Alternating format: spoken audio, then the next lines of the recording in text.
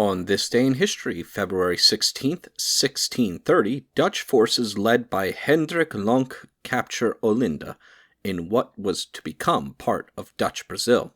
Included in the following is an excerpt from the 1944 edition of the Encyclopedia Britannica, going over the Dutch and French aggression in Brazil. Brazil had hardly been brought under royal authority before a determined effort was made by the French to establish a permanent colony.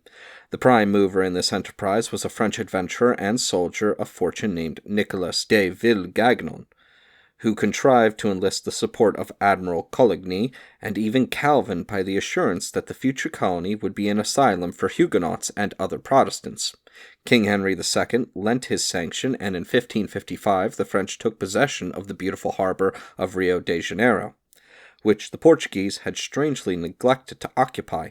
But Villegagnon failed to rise to his opportunities. He showed little skill as a colonist. His promise of religious toleration was broken.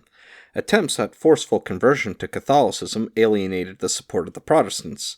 Rumors of these dissensions reached Europe and checked what might have become a great migration from France and Geneva. Meanwhile, the Portuguese had come to realize the extent of the French menace.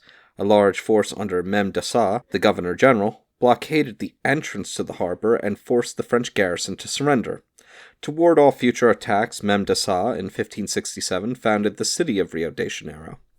Although subsequent attempts were made by the French to gain a foothold in Brazil, notably by Duclerc and Admiral Duguay-Trouin in 1710 and 1711, the hope of establishing Antarctic France as a pendant to the French colonies in North America was never realized. From 1580 to 1640, Portugal was united to Spain, and as part of the Spanish colonial empire, Brazil was naturally exposed to attacks by Spain's enemies. Among these were the Dutch, who had just succeeded in establishing their independence. In 1630, a fleet sent out by the Dutch West India Company captured Pernambuco, the metropolis of the rich sugar-growing district in the north. As governor of its new possession, the company chose Count Maurice of Nassau-Siegen, a prince of the House of Orange, and perhaps the ablest man in the Netherlands. His statesmanlike program included the creation of a great colonial empire, reconciliation between Dutch and Portuguese, the grant of religious tolerance, and the limited participation of the colonies in government. Imposing public works were erected in the capital, rechristened Mauritsstad. Distinguished artists and scientists were invited to make known to Europe the resources and beauties of Brazil, but the directors of the company, intent on a policy of greed and gain, refused to support their enlightened governor, and he resigned in 1644.